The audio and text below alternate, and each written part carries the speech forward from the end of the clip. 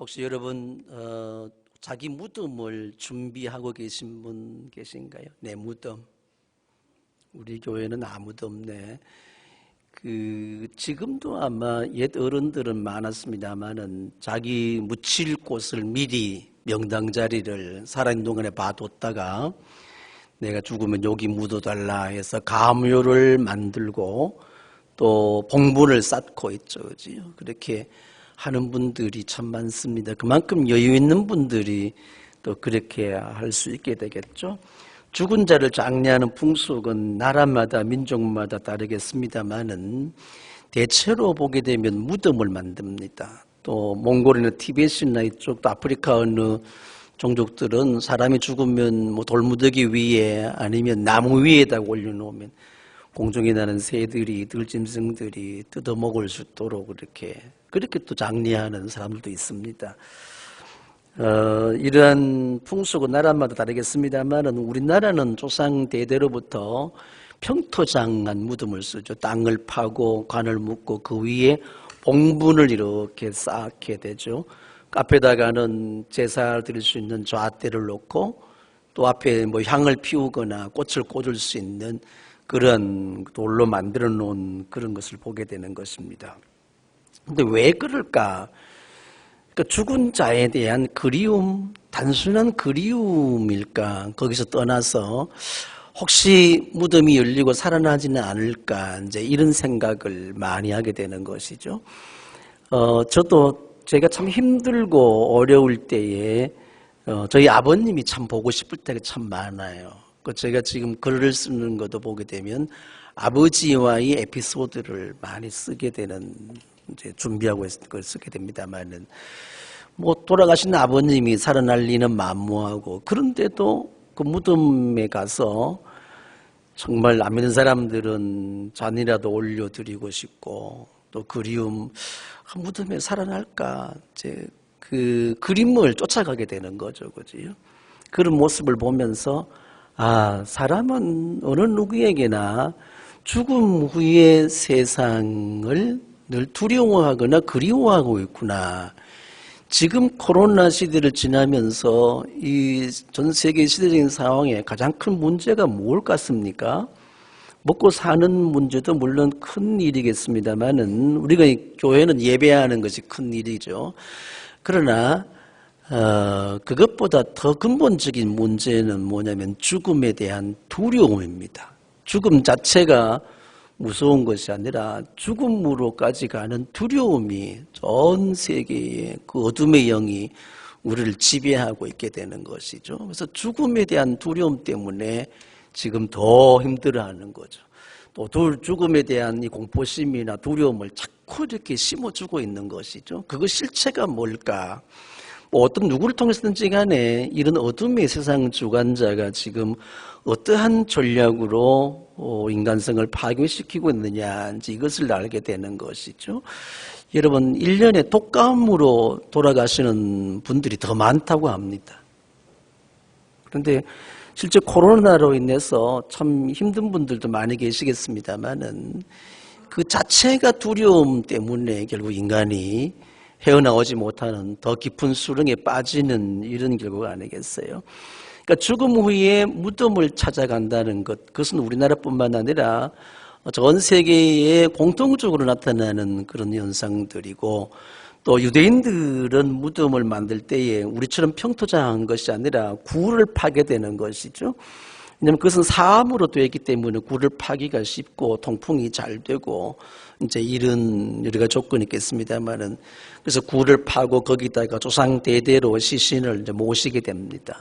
그러면 큰 돌문으로 이제 앞에 막게 되는 것이죠. 다음에 누가 돌아가시게 되면 그 시체를 또 돌문을 열고 그 안에 또 이렇게 안치하게 되는. 그것은 뭐냐면 이스라엘은 대대로부터 그들이 부활을 믿어왔습니다. 사두개인들을 제외하고는 부활에 대한 분명한 믿음을 가지고 있었기 때문에 어느 날 죽음에서 끝나는 것이 아니라 살아날 것을 믿는 그 믿음이었습니다.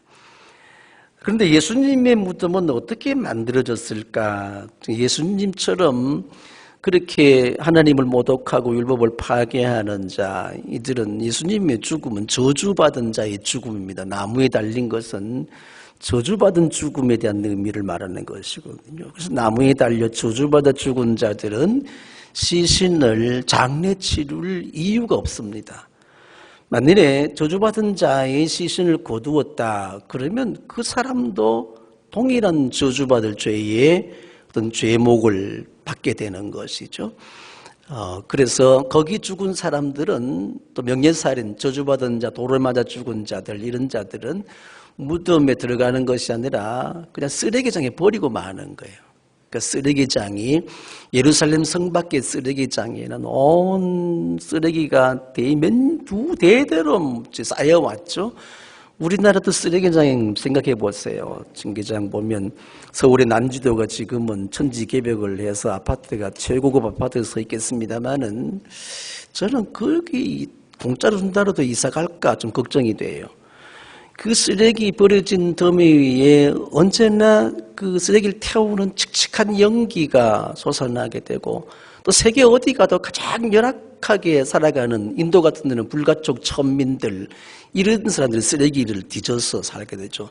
또 필리핀 같은 데도 가도 여러분 가신 분들 계시겠지만 스모키타운이라는 쓰레기 하치장에 가서 거기서 비닐을 줍고 쓰레기를 줍고 사는 그런 가장 어려운 사람들 그 현장에 가보게 되면 이미 들어가는 입구부터도 그냥 쓰레기 썩는 냄새가 그냥 시큼한 견딜 코를 두를 수가 없게 되는 것이죠.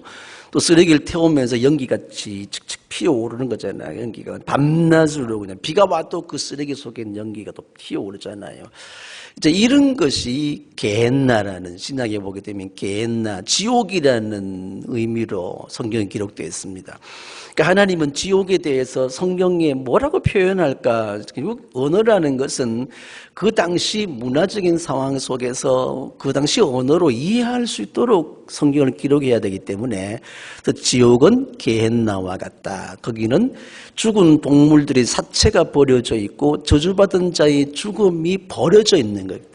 그러면 들짐승 날짐승 뜯어먹게 되고 거기 썩은 시체에 뭐가 나오죠? 구더기 이렇게 막 나잖아요. 이제 그런 인간이 상상할 수 있는 최악의 그림, 그것을 보여주게 되는 거예요. 이게 지옥이다. 그 지옥은 그보다 더 고통스러운 거죠. 불과 유황에 타는 불못이 던져진다는 것이죠. 이런 죽음에서부터 다시 살아난다는 이런 소망, 부활의 소망이라는 것은 어느 민족에게나 있어 왔지 않았겠느냐. 그래서 죽음을 두려워하거나 때로는 죽음을 그리워하는 사람들도 있게 되는 것입니다. 그런데 예수님의 죽음은 저주받은 자의 죽음이기 때문에 어느 누구도 그 시신을 거둘 사람이 없습니다. 지금 코로나 역병으로 인해서 돌아가신 분들이 가장 비참하게 장례를 치른다잖아요. 전염병 돌아가신 분들은 24시간 내에 화장해서 버리는데 미리 선 화장하고 후에 이제 빈 그 영정국이 영정 앞에서 거기서 이제 조문객을 맞이하는 또 그렇다고 누가 알릴 수도 없는 이런 참 가장 비참하게 돌아가시는 분들이다. 이런 기사를 많이 보게 됩니다만은 주님의 죽음의 현장을 지켰던 사람들은 예수님의 제자들은 아무도 없었습니다. 죽음의 자리까지라도 함께 즐거이 쫓아가겠다는 그런 베드로마저도 예수님을 부인하고 마지막에는 저주와 맹세까지 하면서 부인하고 떠나갔습니다.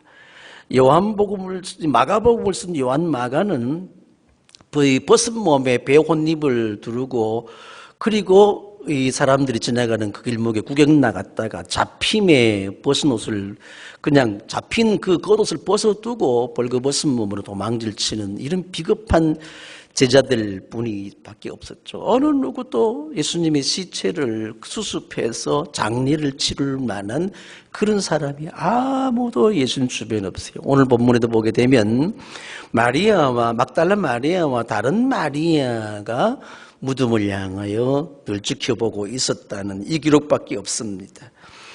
이런 빈 무덤에 그런데 이런 오늘의 제목이 빈 무덤을 내어드리는 건데 아리마대 사람 요셉이라는 사람은 자기를 위해 준비한 무덤을 내주게 된 것이죠. 한 번도 시신을 장례하지 않는 그 시체가 들어가는데 부정한 곳이잖아요. 부정을 입지 않는, 부정 타지 않는 새로운 무덤, 깨끗한 그 무덤, 자기를 위한 무덤에 예수님의 시신을 모셨다고 그랬죠.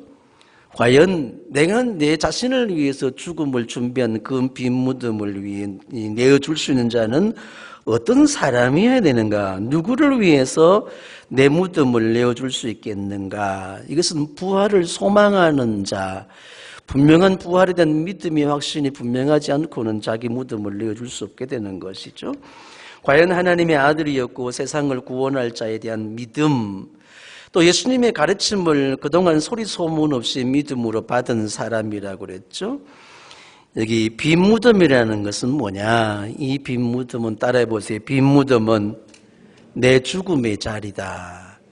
내 자신의 죽음의 현장, 죽음의 자리가 준비된 자, 그 죽음의 자리마저도 부활에 대한 소망으로 주님께 내어드릴 수 있는 죽음의 현장까지라도 주님께 내어드릴 수 있는 자, 이 자가 빈 무덤을 내어드리는 자죠.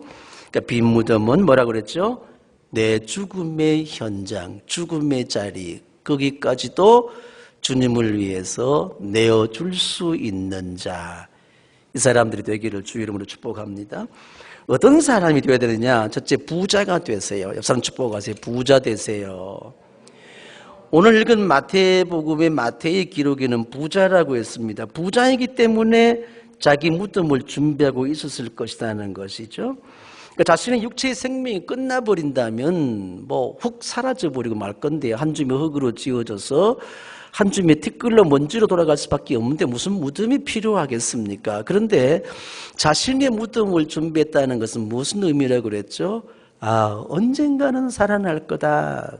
또 실제 예수님께서 십자가에 못 박히시는 그날에 예루살렘의 무덤들이 열리고 죽은 의인들이 살아났다는 그런 이해할 수 없는 초자연적인 역사가 나타나게 되는 것입니다.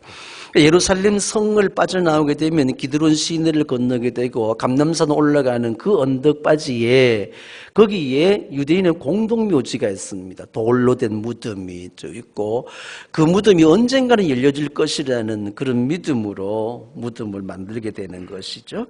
이런 부자가 뭐냐? 우리가 부자가 되는 것은 세상적인 가치로 부자 되는 걸 소망하겠지만 그보다도 믿음의 부자 되시기 바랍니다. 이제 여러분들이 새로운 또 이렇게 도전을 하면서 믿음의 부자가 돼야 돼요. 부활을 소망하는 믿음의 부자라는 것이죠. 자신의 죽음을 미리 준비할 정도로 이런 부자. 우리도 이제 죽음의 때가 이제 곧 순간순간 다가오잖아요. 여러분 살 날이 얼마 같아요? 여러분 저를 볼 날이 몇 날, 며칠, 몇 년이 남아있을 것 같습니까? 요즘 100세라 하더라도 얼마 남지 않았죠, 그지요? 제가 그동안에 살아오면서 나이가 많다라는 이런 생각을 해본 적이 없습니다. 근데 금년 들어와서 어떤 분들의 관계 속에서 내가 참 나이가 많네 이런 생각을 하게 된 거예요. 그럼 나이가 많으니까 내 세상을 포기해야 될까? 이런 고민 가운데서 주님 앞에 제가 이제 많이 물어보게 되죠, 그지요? 좀 질문이 참 많아요. 그래서 내가 뭘 달라고 기도하는 것보다도 지금 이런 상황 속에서 내가 무엇을 어떻게 해야 됩니까? 이제 이런 질문이 참 많아졌어요. 그때에 주님께서 지금까지 저에게 준 것은 뭐냐면 내가 세상 끝났다고 해서 끝나는 것이 내 인생 끝난 것이 아니라 이제부터 just do it 시작이라는 거잖아. 그러니까 이제부터 내 생애에 남은 때 주님께서 쓰실 날이 얼마 남지 않았어. 저희 아버님만큼 산다 그러면 저희 아버님이 한국 나이로 72세에 돌아가셨으니까 불과 몇 년 안 되는 거예요. 그러니까 시험 들고 미워하고 이럴 시간이 없는 거야. 사랑할 시간도 모자라는데. 그래서 내 인생의 기적이 닿는 그날까지 내 마지막 열정을 끌어올려서 뭔가 이 세상 가운데 주님 몸된 교회와 내게 맡겨주신 한 사람 한 사람 믿음의 사람들을 멋있게 한번 이 세상에 내놔야 되겠다. 나를 위해서 나를 자랑하고 나를 내세우는 것이 아니라 내가 세워가야 할 일들이 많더라고, 그 사역들이. 그래서 이것을 여러분 아름답게 마무리할 수 있는 진목사 되도록 기도해 주시기 바랍니다. 그럼 여러분 저를 만날 날이 몇 날 남지 않았어요. 지금은 뭐 어떤 상황 속에서 할지라도 미워하고 다투고 시기하고 시험에 들고 사단의 유혹에 우왕좌왕할 이유가 없습니다. 갈팡질팡할 이유가 없어. 육신의 질병이 깊어지고 마음의 상처가 더 커지고 구멍이 숭숭 나 정말 삭풍이 온 뼈마디를 시렵게 한다 하더라도 그것 때문에 고민할 이유는 없어. 살아있는 자체가 중요하고 살아남은 때 사랑을 해도 다 못할 시대에 왜 그렇게 고민하고 있습니까? 여러분, 사랑이 기도하면 답이 다 나와요. 근데 사람들은 사랑하지 않고 기도하지 않아요. 말씀이 답인데 말씀 가운데 살지를 않아요. 말씀을 읽지를 않아요. 그 어떤 도구 툴을 여러분 제공해 줘도 안 해. 그러니 어영부영 그렇게 살다가 나 이럴 줄 알았지, 너 죽을 줄 알았다, 이런 세상을 맞이할 수는 없잖아요. 인생의 마지막 열정을 불살라서 그렇게 다 자기를 태워서 산화시킨 그 자그마한 한 사람의 무덤, 그 무덤을 만들 수, 그 무덤까지라도 주님을 위해서 내어드릴 수 있는 이런 자가 되어야 되겠다는 그런 생각을 하게 되는 것입니다. 이것이 믿음의 부자가 아니냐. 아리마대 사람 요셉에 대해서 성경에 보게 되면 마가복음 15장 43절에 아리마대 출신 요셉인데 그런 명망이 있는 뭐라 그랬죠? 명망이 있는 의회의 의원이다. 산헤드린 공의회, 지금 말하면 70명의 국회의원 중에 한 사람이고 누가복음 23장 50절에는 착하고 의로운 사람이었다. 공의회 의원일 뿐만 아니라 착하고 의로운 사람이었고 또 23장 51절 누가복음 보게 되면 의회의 결정과 처사에 찬성한 사람이 반대한 사람이에요. 찬성하지 않는 사람. 그러니까 유대 사내들이는 공의회에서 예수님을 사형시키라고 했잖아요. 이걸 빌라도가 그대로 받아들인 건데 찬성하지 않은 사람이며 또 마가복음 15장이나 누가복음 23장에 보게 되면 하나님의 나라를 기다리는 사람. 또 그는 요한복음 19장 38절을 읽어봐야 되겠습니다. 그 뒤에 아리마대 사람 요셉이 예수의 시신을 거두게 하여 달라고 빌라도에게 청하였다. 그는 예수의 제자인데 그 다음에 뭐죠? 유대 사람이 무서워서 그것을 숨기고 있었다. 숨은 제자라는 거죠. 숨은 제자. 여기 성경에 보게 되면 예수님의 장례를 마지막 치른 사람이 숨은 제자 아리마대 사람 요셉이 나오고 니고데모가 나와요.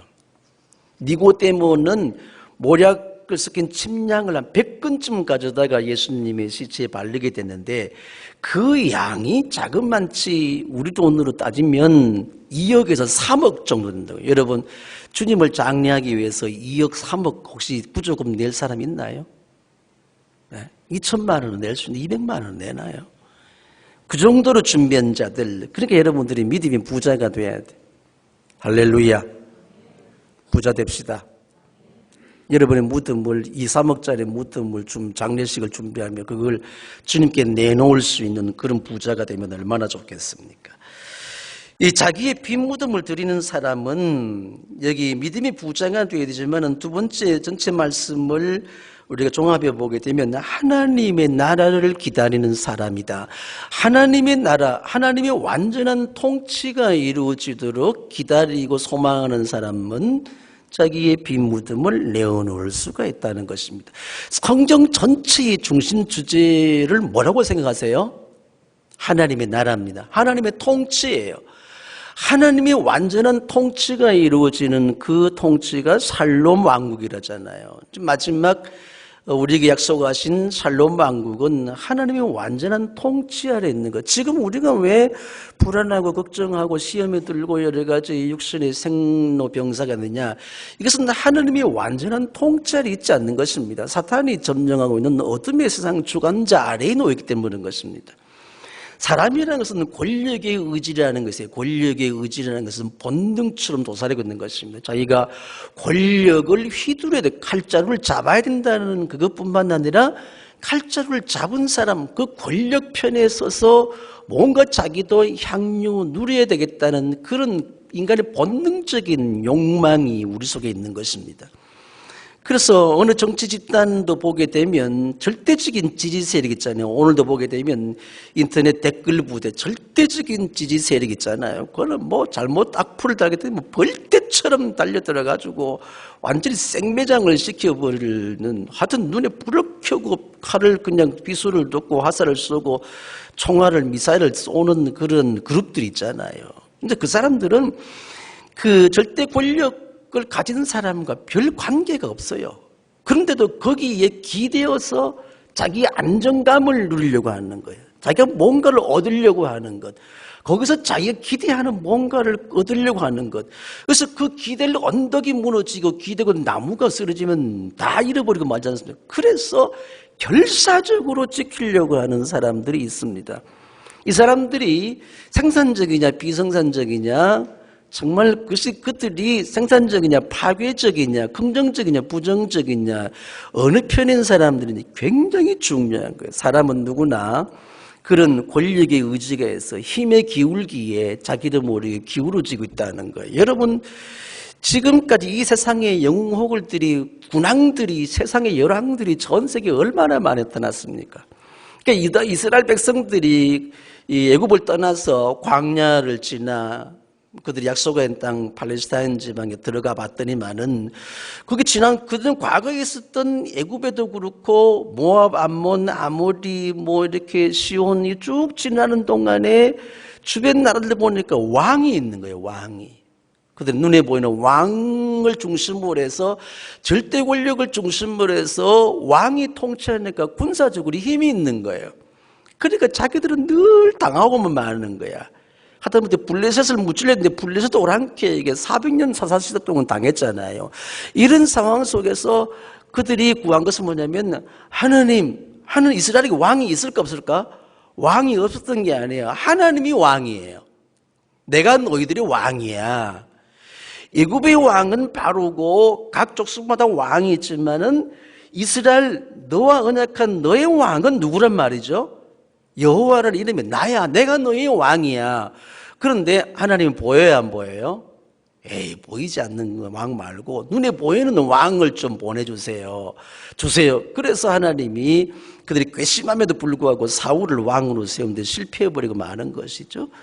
오늘 우리들이 의지하는 절대 권력, 내가 지금 절대 권력의 의지를 가지고 의지하는 왕, 세상의 왕, 세상에 능력 있는 왕, 우리나라 대통령, 아니면 무슨 뭐 주석, 이런 왕이 아니라 뭐 미국의 바이든, 뭐 이런 중국의 누구요? 시주석, 이런 게 왕이 아니라 하나님의 통치 아래 있는 거, 하나님이 왕으로 하나님을 절대 권력으로 의지하며 살아갈 때에 이 사람만은 자신의 빈 무덤, 마지막 죽음의 현장까지라도 주님을 위해서 순결한 그 부정타지 않는 무덤을 내어줄 수 있다는 것입니다. 하나님은 누굽니까? 왕이야. 영원한 통치자. 따라해보세요. 나의 절대 권력. 그런데 지금 인간은 세상에 눈에 보이는 권력을 의지하죠. 이거 철학의 사상에서 나타나는 현상이 지금도 여러분 누구를 지지하고 있느냐는 거잖아요. 그래서 왜 이런 현상들이 나타나게 될까? 그러니 세상을 의지하고 세상의 권력을 의지하는 사람들은 어떤 경우 교회 속에서 아무리 죽도록 충성한다 하더라도 자기의 마지막 죽음의 자리까지는 내어줄 수 없습니다. 왜냐하면 그 절대 권력의 의지가 하나님이 아니기 때문에 그런 것이죠. 그래서 이 아리마대 사람 요셉은 하나님을 왕으로 인정하고 하나님의 통치 안에 살고 있었던 거예요. 비록 그가 정말 저는 지금 작년 연말부터 늘 용감과 비겁 사이에 늘 수많은 질문을 하게 됩니다. 저는 참 비겁하고 비굴합니다. 이제 이런 고백을 했습니다만 언제나 그래서 변치 않아요. 그래서 하나님 용감한 일을 향해서 나아가게 하옵소서. 그런데 아리마대 사람 요셉도 그동안 유대인들이 무서워서 제자된 것을 공개하지 못했다는 것이에요. 마가복음 15장 43절에 보게 되면 그러던 아리마대 사람 요셉이 빌라도 총독에게 가서 예수님의 시신을 내어달라고 했습니다. 이건 뭔 말하는 것이죠? 자기가 예수님의 제자 된 것을 공개하는 것입니다. 15장 43절 읽어보겠습니다.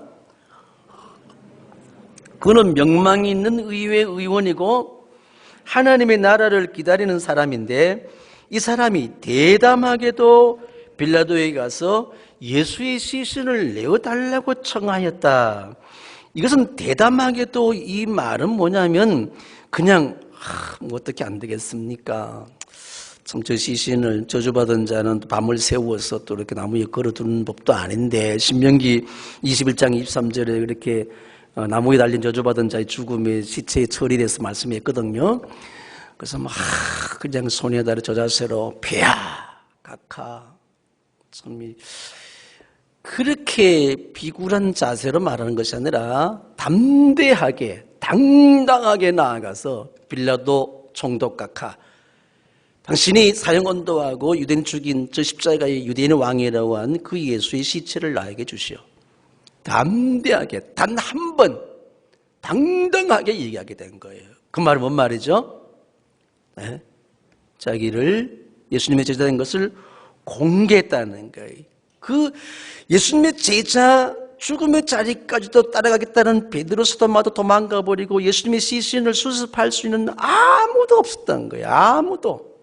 그냥 여인들만 눈물을 흘리고 그냥 십자가를 쳐다보고 있던 그 현장, 그 시신을 저주받은 자의 시체를 달라고 요구했던 이 아리마대 사람 부자 요셉은 드디어 그 순간에 믿음의 승부수를 던졌습니다. 따라합시다. 오늘 믿음의 승부수를 던지자. 주먹 쥐고 있을 때는 믿음의 승부수를 던지자. 지금 이 시대적인 상황 속에서 어둠의 세력들이 교회를 집요하게 공격해오고 이런 시대 상황 속에 내가 비극과 용감 사이에 수많은 고민과 갈등을 하고 이럴 때에 그동안에 비겁하고 세상에 두려워서 숨어 있었지만은 이제는 믿음의 승부수를 던져서 내가 예수의 제자라는 것을 세상에 공포하라는 것입니다. 선포하라는 것입니다. 공개하라는 것입니다. 예수를 자랑하라는 것입니다. 지금 아리마다 사람 요셉이 이거 지금 뭘 말하고 있느냐? 그는 명망 있는 유대 국회의원 중에 한 사람 70명밖에 되지 않아요. 그는 부자예요. 만일에 저주받은 자의 죽음에 함께함으로 해서 그 저주받은 자와 동일한 사람이 되게 되면 요즘 말로 하게 되면 청와대 청원이 한순간에 100만이 달성할 수가 있어. 어떻게? 그를 죽여라. 그를 동일하게 죽여라.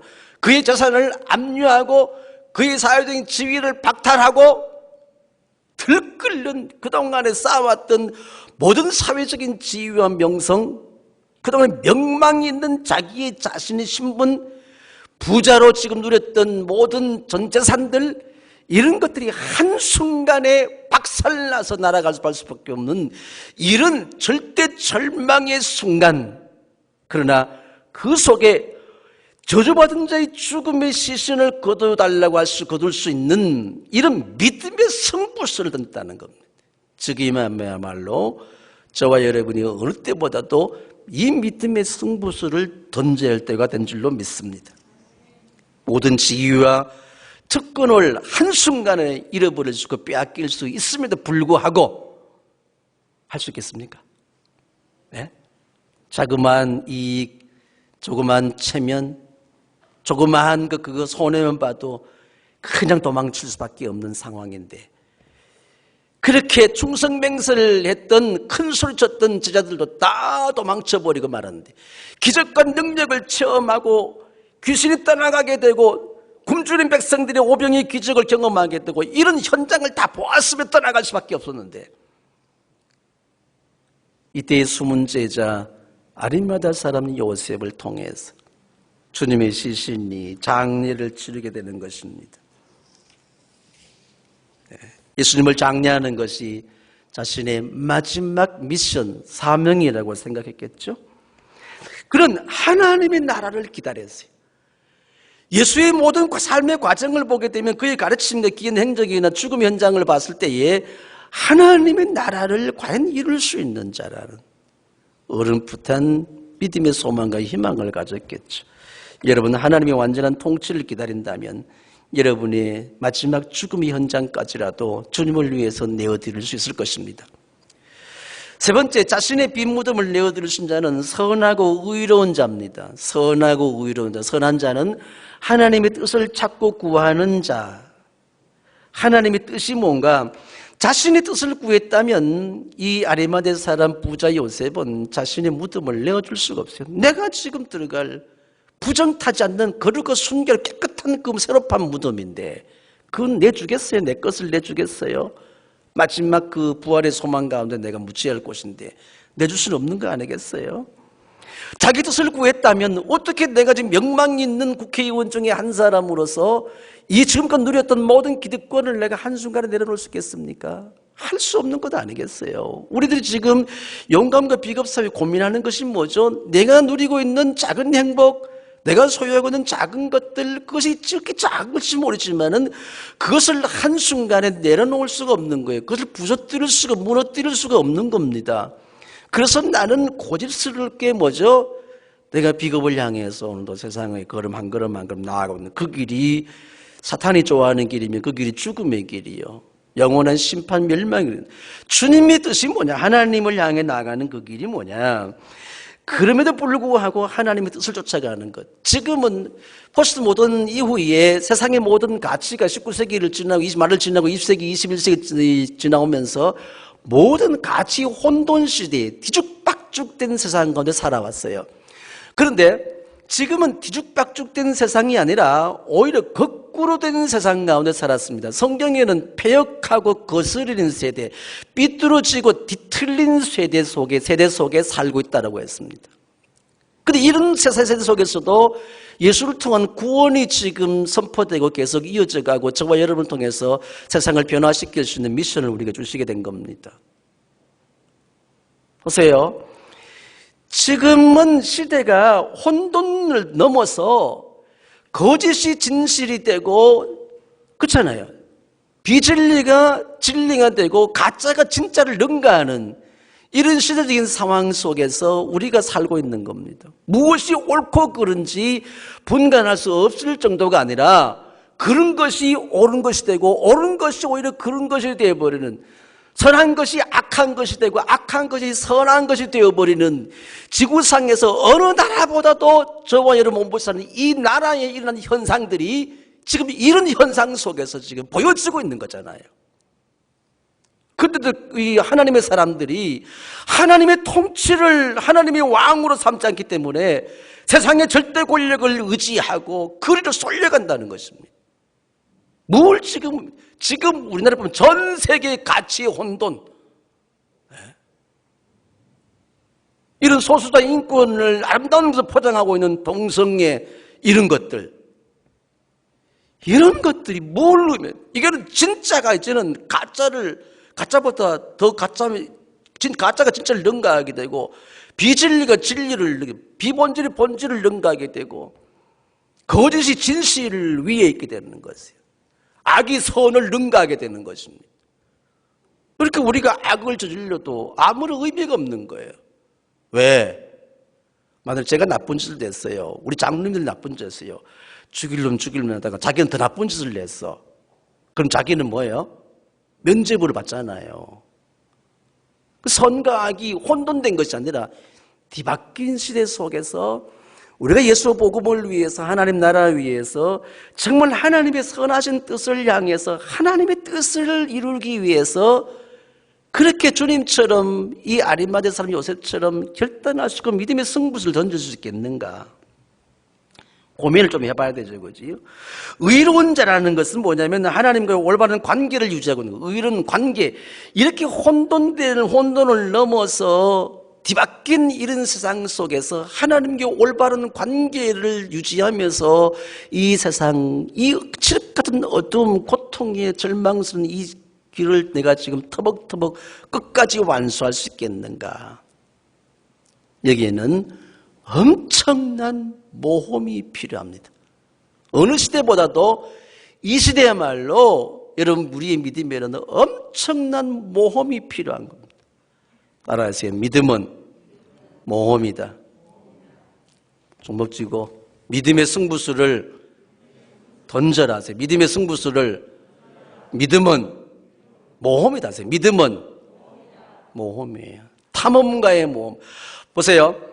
신대륙을 비롯한 모든 세계 우리나라도 마찬가지겠습니다만은 이 과거에 발달된 나라에서 탐험가들이 배를 타고 산을 넘고 길을 건너 수많이 희생되어 가는 가운데서도 대륙을 발견하고 새로운 나라를 발견해요. 네. 그러면 새로운 시대가 열려지게 되어 있습니다. 이와 마찬가지로 저와 여러분이 구도자로서 주의 말씀을 따라 주의 말씀은 내 발의 등이요 내 길의 빛이니이다.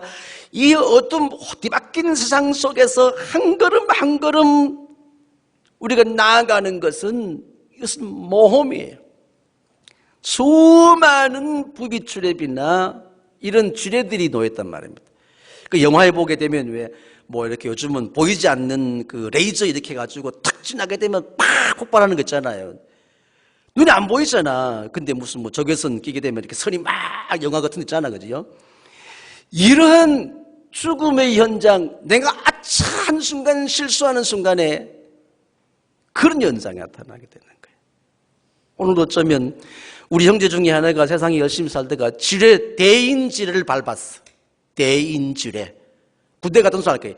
대인지뢰라는 것이 요만하게 된 거예요. 요만한 거예요. 딱 밟고 떼는 순간 발목이 똑 잘라져 버려요. 네? 발이 잘라지고.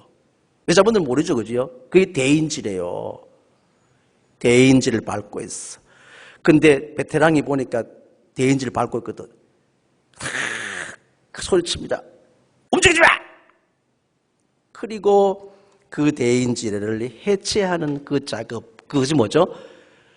자기 목숨을 걸고 죽을 목숨을 걸고 그 지뢰를 해체하게 되는 거예요. 그러니까 지금 저와 여러분이 걸어가는 그 걸음걸음에 대인지뢰가 놓여있고 그걸 밟고 있는 우리의 믿음의 형제들을 목자 목녀들이 움직이지 마! 거기서 더 이상 나가지 마! 그리고 다가가서 목숨 걸고 생명 다하여 그것을 뭐요? 해체시키는 거. 대물지뢰도 있잖아. 탱크가 지나가 부수는 게 있잖아요. 이런 것들, 위험물들. 교회가 무너지는. 어떤 한 사람 진목수 때문에 딱 가다가, 집 앞대로 가다가 그냥 딱 밟았는데, 박 장로님, 박가이법 장로님 보니까, 목사님, 움직이지 마세요! 우리 다 죽어요! 그럼 딱 와가지고, 그 선이 어디로 연결되어 있는가, 부비출입이 어디, 원이 어디, 폭발물이 어디 설치되어 있는가 보니까, 온 예배당 안에 폭발물이, 목장 안에 가득 보이지 않는 눈으로 그냥 엑소선 연결되어 있는가. 그걸 하나 땀 흘려 목숨 걸고 해체해가는 거. 유장놈도 같이 이제 막 해가지고. 우리 성도들이 같이 해서 할렐루야. 그런 시대. 이게 하나님과 올바른 관계를 위해서 자신을 희생하고 삐뚤어지 뒤틀린 세대 가운데서 누군가 지금 주례밭을 지나고 누군가 지금 부비출입을 지나고 누군가 지금 어떤 턱 튕기는 순간에 터치하는 순간에 전체가 폭발되는 이런 위기 상황 속에서 그래도 하나님과 올바른 관계를 위해서 그 길을 간다는 것은 죽음을 목숨을 내건 모험심이 아니고는 할 수가 없는 거예요. 그래서 믿음은 뭐다? 모험이라는 거예요. 모험.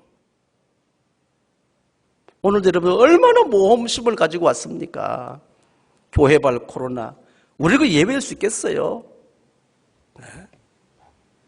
저는요, 지난주부터 콧물이 코가 맹맹해지고 지금 오늘 지금 예배 의상 올려오니까 지금 좀 나아졌는데 어젯밤에도 컨디션이 너무 안 좋았어요.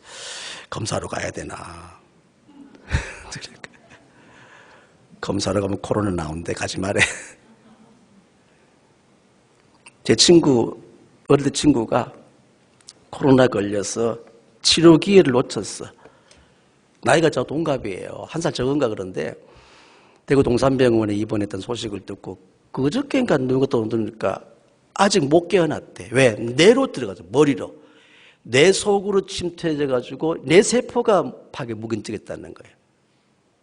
아, 너무 긍정적이고 너무 멋있는 친구인데 그렇게.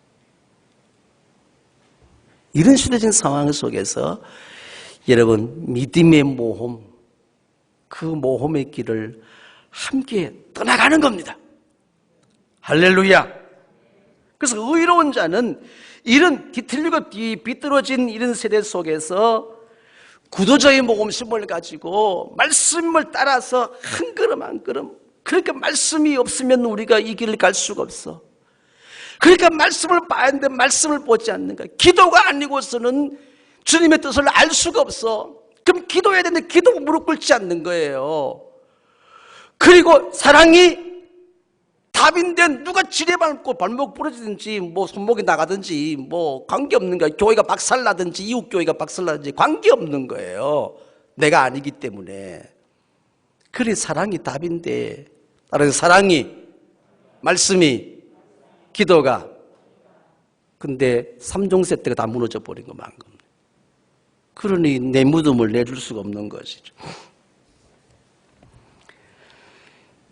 우리는 여전히 불의하고 죄 가운데 있지만은 하나님의 의가 예수로 말미암아 우리에게 덧입혀졌습니다. 하나님 자네 부정하고 죄인이에요. 그 의라는 이 하나님 관계는 뭐냐면 하나님의 의 되신 예수님이 그 세마포 겉옷을 나에게 입혀주게 된 거예요. 나는 여전히 부정하고 추해요. 십자가의 피로 깨끗하게 씻어주셨고 세마포, 의의 세마포를 덧입혀줬습니다. 그래서 우리는 패역한 세대 한가운데서 살지라도 주님의 그 세마포로 순결하고 의로운 자로서 하나님의 선한 뜻을 향해서 믿음의 모험을 한 걸음 한 걸음 나아가고 있는 거예요. 마지막 끝까지 완주하는 자에게 계시록 3장 5절 말씀 봅시다. 이기는 사람은 이와 같이 믿음의 모험을 끝내고 주님 보좌 앞에 섰을 때에 이기는 사람은 이와 같이 흰옷을 입을 것인데 나는 그의 이름을 생명책에서 지워버리지 않을 것이며 내 아버지 앞과 아버지의 천사들 앞에서 그의 이름을 시인할 것입니다. 이깁시다. 이 말은 끝까지 완주합시다. 오늘 믿음의 승부수를 던졌습니다. 믿음의 모험의 길을 함께 출발했습니다. 끝까지 완주한 이기는 자에게 주시는 거룩한 의의 세마포를 입고 하나님의 보좌 앞에서 하나님이 천사들 앞에서 나의 이름을 시인할 것이며 생명책에서 결코 내 이름이 여러분의 이름이 지워지지 않는다는 이런 어마어마한 축복이 약속되어 있습니다. 계시록 19장 6절 말씀 보세요. 할렐루야. 주 우리 하나님 전능하신 분께서 왕권을 잡으셨다. 그거 나와요. 마지막에 기뻐하고 즐거워하며 하나님께 영광을 돌리자. 그 다음에 어린 양의 혼인날이 이르렀다. 그의 신부는 단장을 끝냈다. 그 다음에 신부에게 빛나고 깨끗한 모시옷을 입게 하셨다. 이 모시옷은 성도들이 의로운 행위이다.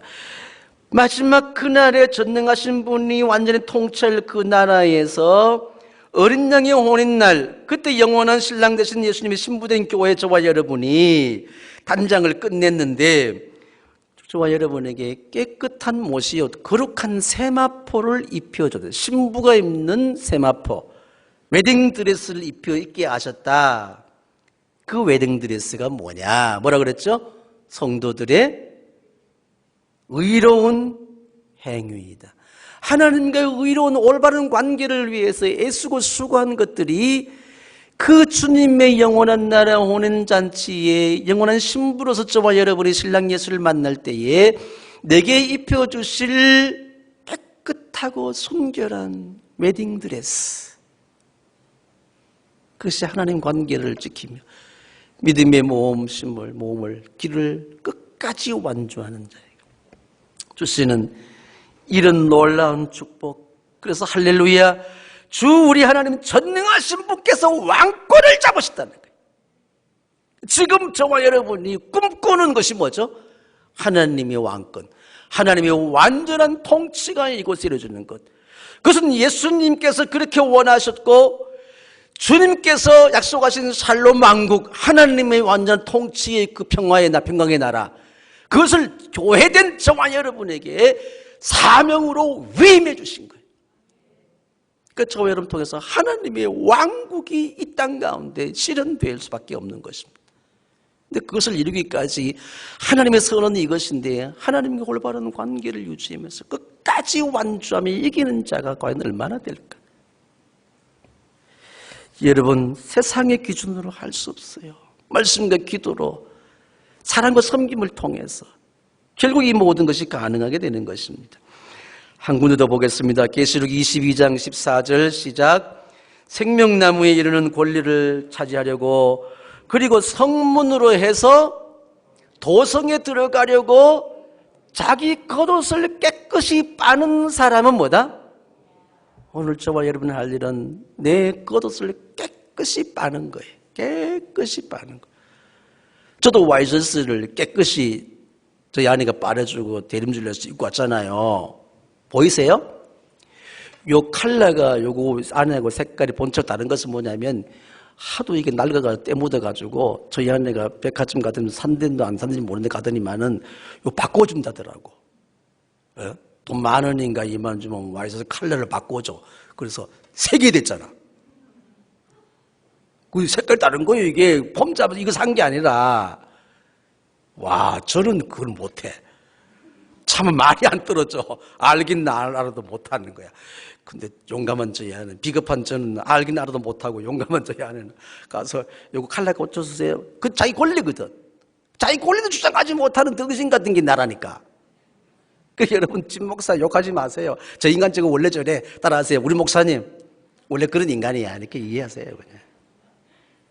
그렇잖아요. 만일에 여기 제가 밥을 먹다가 뭐 김치국물이 튀어가지고 여기 딱 그 여러분 주근깨 만한 점이, 빨간 점이 딱 있다. 입어요, 안 입어요? 에? 그걸 입고 여러분 신방하게 되면 우리 목사님 이제 다 됐어. 영식이가 연식이 끝나나 봐. 근데 교인들이 넥타이를 참 목사들 잘 뜯어봐요. 여기 넥타이 보기는 줄이 쭉 있는 사람 있잖아. 줄이 무슨 줄이에요? 육개장 뭐 돼지국밥 먹다가 흘려가지고 여기 그걸 모르고 찾는 거야. 저는 올 때마다 거울에 비춰봐요. 이렇게 비춰보고, 그 빛에 비춰보고 이게 있는가. 그래서 오늘도 여러 번 확인했는데 깨끗하더라고. 이렇게. 예? DAKS. 뭔지 모르지만. 근데 이게 넥타이 줄이, 그럼 같이 계속 아무리 뭐 세계 명품이라 할지라도 이걸 매요, 안 매요? 세탁하지 않으면 못 매잖아요. 그래서 아유, 영식 목사 연식이 다 됐네. 저 인간하고 이제는 돈도 안 빌려줘야 되겠다. 이제 그러잖아요. 저 그런 말을 하잖아요. 뭔 얘기다 이런 얘기 나. 그러니 빨아야 되는 거야. 우리가 믿음의 삶에 하나님의 선을 위해서, 하나님의 의로운 관계 속에 하나님 나라 위해서 얼마나 했습니까? 그러면 세상의 진흙탕 속에서, 진탕 속에서 오만 가지 때를 다 묻힙니다. 우리 찬양하는 신주사님, 이 하얀 이 아이보리색 이제 이거 독구리 세타 이거 입고 앉으셨는데, 여기에 커피를 먹다가 소매 끝에 조금 흘렸어. 그러면 갈아입어요. 아이고 아까운데 세탁비 많은데 갔는데 안 갈아입어요. 안 갈아입어요? 그럼 여기 똑 떨어졌어. 그러면 당장에 갈아입어야지. 어떻게 집에까지 갈 수도 없어. 우리 집에 올라와가지고.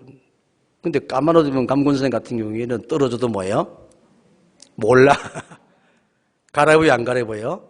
며칠 더 입어도 되겠네. 차이가 뭐예요?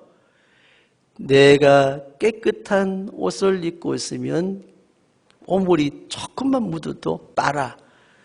내가 부정한 허물이 있으면 이왕에 범벅돼. 뭐가 뭔지 몰라. 그러니 우리가 주님 앞에 모험심을 가지고 믿음의 모험을 하고 승부수 던질 때에 이 세상이라는 죄악이라는 것, 범벅이 된 세상 가운데 온갖 오물을 뒤집어 쓰고 있잖아요. 이걸 빠는 사람, 자기 겉옷을 깨끗이 빠는 사람, 날마다 눈에 보여지는 나타나는 내 믿음의 모습이 이 혼돈된 가치 세상이 아니라 뒤바뀐 세상 속에서 어떻게 하나님과의 선을 이루고 하나님과 의로운 관계 속에 있는지 수많은 시간 동안 수많은 실패와 실수를 거듭한다 할지라도 빨아야 됩니다. 뭘로 빨아요? 우리가 빨래가 안 되면 왜 이게 하이타이 이런 걸 빨잖아. 그지요? 우리가 이제 서예를 하다 보면 이제 우리 유장님하고 윤장님 하다 보면 이제 저희 아내도 이제 옷에 이렇게 묻잖아요. 묻으면 먹물은 뭘로 씻는지 아세요? 네? 밥풀로. 밥풀을 막 진정해가지고 막 해야 먹물이 빠지는 거예요. 이런 비법이 있듯이 우리가 아무리 너희 죄가 주홍같이 붉고 진홍같이 붉다 할지라도 예수 그리스도의 십자가의 보혈 한 방울 똑 떨어지게 되면 이거는 강력한 슈퍼 럭키 하이스타이 비존 이걸 벗어나서 완전히 깨끗해지게 돼요. 그래서 날마다 주님 보좌 앞에 나와서 말씀의 빛 거울에 비춰보니 내 죄와 겉옷이 온갖 허물이 뜸들었어. 어떻게 이걸 해결할까? 눈물 뿌려 기도할 때에 그 눈물 속에서 녹아나는 그리스도의 보혈 한 방울 이것이 떨어짐으로 해서 내 모든 부정함물이 깨끗해지는 거예요. 여러분 세탁기에 빨래를 몰아놨다가 한꺼번에 하는 사람도 있고 매일 하는 사람도 있잖아요. 냄새 날 때까지 두지 마세요. 아무리 급하고 힘들어도 그죠? 하루 모아가지고 빨아서 또 내고 그렇잖아요. 어떻게 우리가 정말 이렇게 매일매일 내 겉옷을 빠는 사람 복 있다고 했으니까 자기 무덤을 내어줄 수 있는 이런 복 있는 자 우리는 그리스도의 거룩한 의의 세마포를 입고 주님 앞에 의로운 관계를 위해서 늘 애쓰며 믿음의 모험을 떠나는 여러분의 우리 여행길에 주님은 함께 하십니다. 이런 자들에게 마지막 무덤까지 내어주십니다. 니고데모가 자기가 판 무덤, 부정타자는 그 무덤 속에 자기가 들어갈 그 무덤 속에 예수님의 시신을 모셨어. 그 자기의 빈 무덤이 부활의 현장이 되었습니다. 얼마나 놀라운 거예요.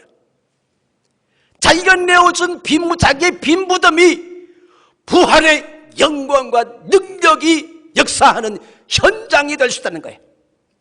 내 마지막 죽음의 그 자리, 내 인생 끝나는 그 자리, 어느 때인지 알 수 없겠지만은 그 자리까지 주님을 위해서 내어드릴 수 있다면 죽음의 현장이 아니라 그것이 바로 부활의 영광스러운 능력이 나타나는 현장이 되지 않겠냐는 거죠. 여러분 상황이 어떻습니까?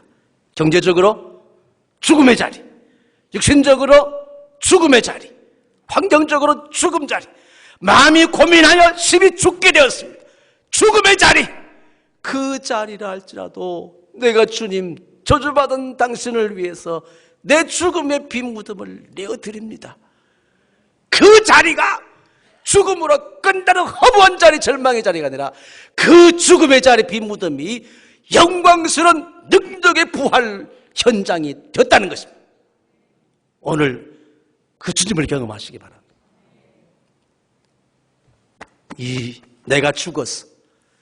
부정한 내가 죽어. 들어갈 그 무덤. 오늘 준비합시다. 여러분의 죽음의 자리를 준비해야 돼요. 부활을 소망하는 그 믿음의 자리, 믿음이 부유한 자, 세상 것을 다 잃어버리고 빼앗긴다 할지라도 내 죽음의 그 자리까지라 할지라도 우리 주님을 위해서 세상은 예수님을 저주받은 자로 그렇게 저주 욕하지만은 그 주님을 위해서 내 죽음의 자리까지 내어드릴 때에 거기에 부활이 나타나죠. 그래서 저는 죽을 수가 없어요. 죽을 수가 없어요. 왜? 죽어도 부활의 역사가 현장이 되니까. 그래서 새로운 믿음의 열정이 내 속에서 부활되고 있는 거예요. 아멘. 영광과 능력을 여러분에게 덧입혀줄 줄로 믿습니다. 가슴에 손을 모아보세요. 여러분이 지금 죽을 지경 가운데 있는 삶의 현장이 뭡니까? 살아도 사는 것이 아니라 죽음보다 더 악한 환경 속에 있다 하더라도 그곳에서 믿음의 승부수를 던지십시오. 그곳에 믿음의 모험을 걸어보십시오. 그 죽음의 자리가 부활의 현장으로 변화될 것입니다. 오늘 그 부활을 경험할 수 있기를 주 이름으로 축원합니다. 합심해서 기도합니다.